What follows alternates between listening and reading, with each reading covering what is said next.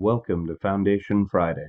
The dedication and covenant of silent unity was signed on December 7th, 1892 by Charles and Myrtle Fillmore, founders of the Unity movement.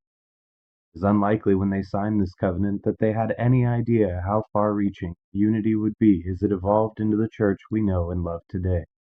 We invite you to join us as we explore and share some of the original ideas, teachings, and writings of the men and women who created the foundation of the Unity Church. Good morning. Thank you for joining us for our Foundation Friday program. Today, with the holidays drawing ever closer, I thought it would be a good time to revisit some of the teachings of Eric Butterworth.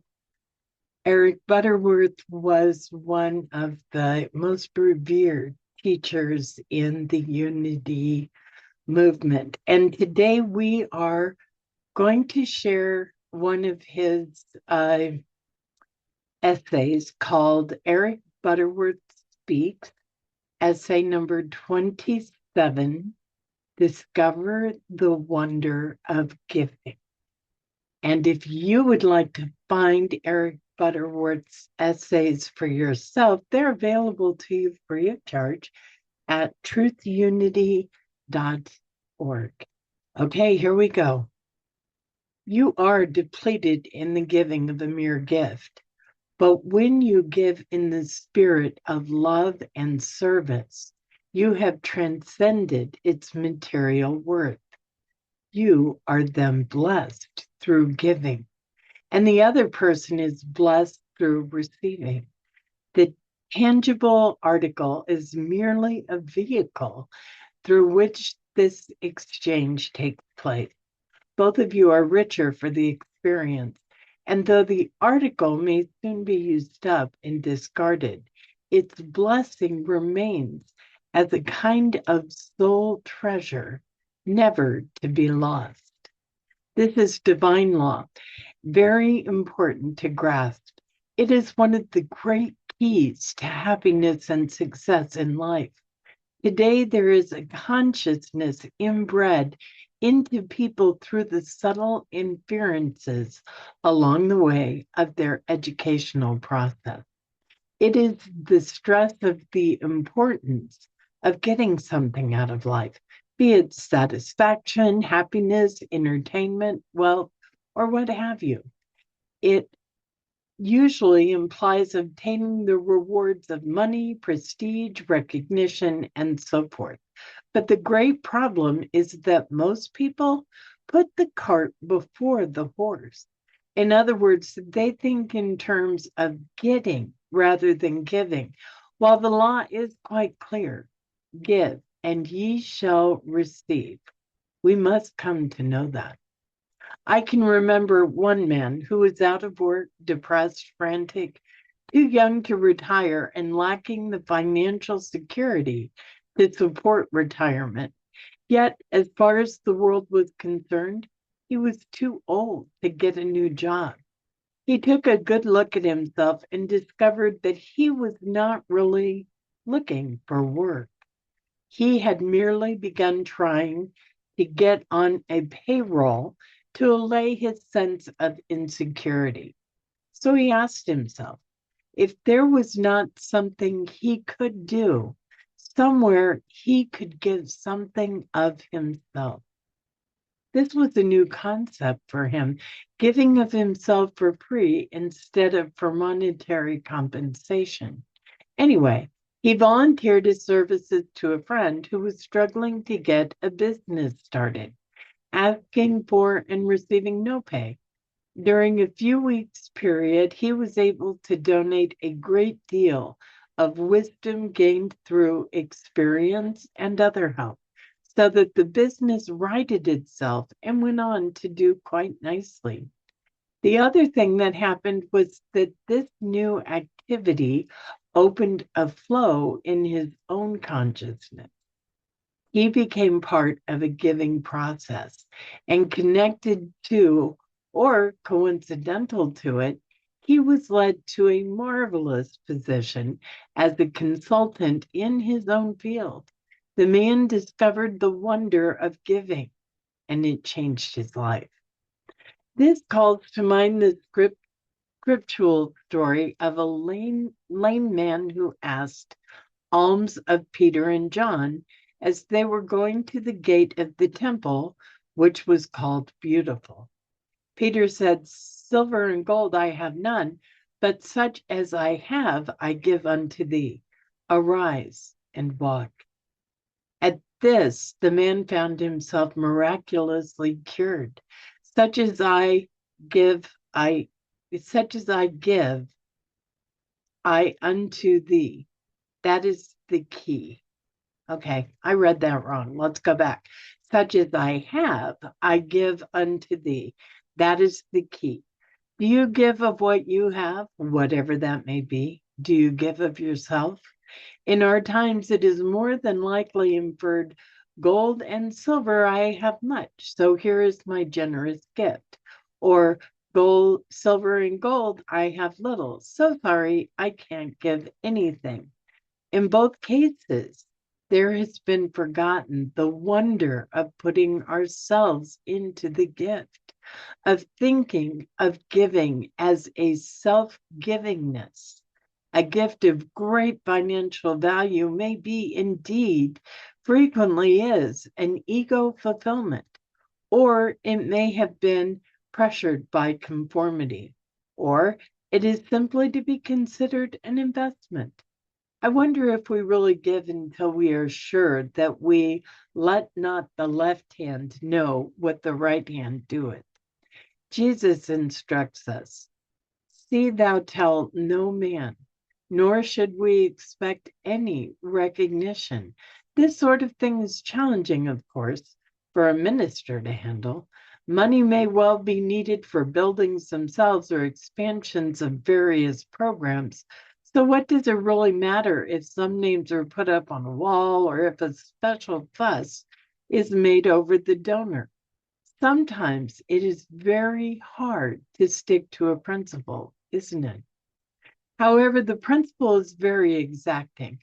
I remember this little couplet by John Bunyan. "A man there was, and they called him mad, and the more he gave, the more he had." This is a principle for giving.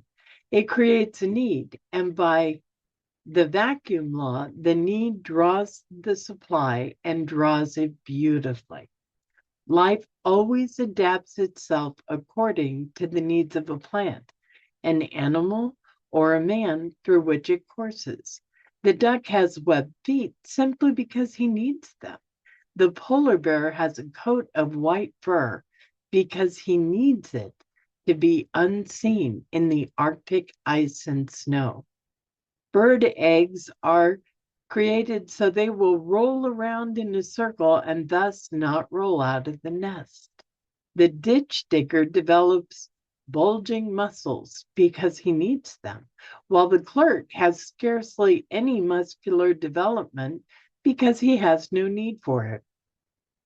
No strength comes until a legitimate need is set up. And the more it is used, apparently there is more to be had. Exercise actually tears down muscle cells, but it establishes a need for more strength. Then strength flows into the muscles as a matter of course. Carry this principle over into the act of your giving. There are times when you cannot find the help you yourself would like or really need, but the time never comes when you cannot give help to someone else. It is by such giving that you establish a need and then open the way to receive. The little you can give is better than the much you would like to give. We are told that when we give of what we have, more will be added unto us. But if we withhold, fearing that our supply will be depleted or that we may have what we have is of no value, then that which we have will be taken away or rendered useless. Jesus says, "For that hath not even that which he hath shall be taken away." This is not God's punishment. It is the divine law of increase in action. Everything increases and multiplies with use. The giving of ourselves is another important facet of this principle. Let your light shine. Let your sensitivity to life express itself in kindness, in love, in understanding. Often our hearts go out to someone, but afraid of being misunderstood, we choke back the impulse to say what we feel. Some refrain from words of appreciation lest others become conceited. Employers fear being asked for a raise or time off. A tendency to be hypocritical comes from the feelings of inferiority. It is an attempt to pull people down to our own level. But we know the cosmic truth that whenever or wherever anyone rises to greatness, something great is fulfilled in us too. When you appreciate what others do, you become their equal. The most fortunate people in the world are those who have the capacity to appreciate others around them and all the other manifestations of their environment. How better can we get into this consciousness of giving than by taking the thought of Namaskar? I salute the divinity in you. Get the thought of sharing a bit of love, understanding, blessings, thoughtfulness with every person. Seek ways of actually helping. The little you do is better than the lot you say you wish you could do. Giving the idea of peace and love and understanding is the greatest demonstration of the law of increase. Losing nothing and gaining much, when we get into this kind of consciousness of giving, it becomes a flow in our lives. And we find it easy to give our substance and our efforts over time. We see a tremendous return because of the law, give and you will receive. I hope you enjoyed that reading. I hope you enjoyed that lesson. And as we move into this time of giving and loving and blessings, let's do it not from a sense of duty, but from a higher giving consciousness. Let's do it knowing we have so much to give. And in so doing, we receive so much. Thank you for joining us today at our Foundation Friday program. But before we go, please know you matter. You are sacred, and you are so, so very loved. Namaste. Thank you for joining us, and let's stay connected and grow in spirit.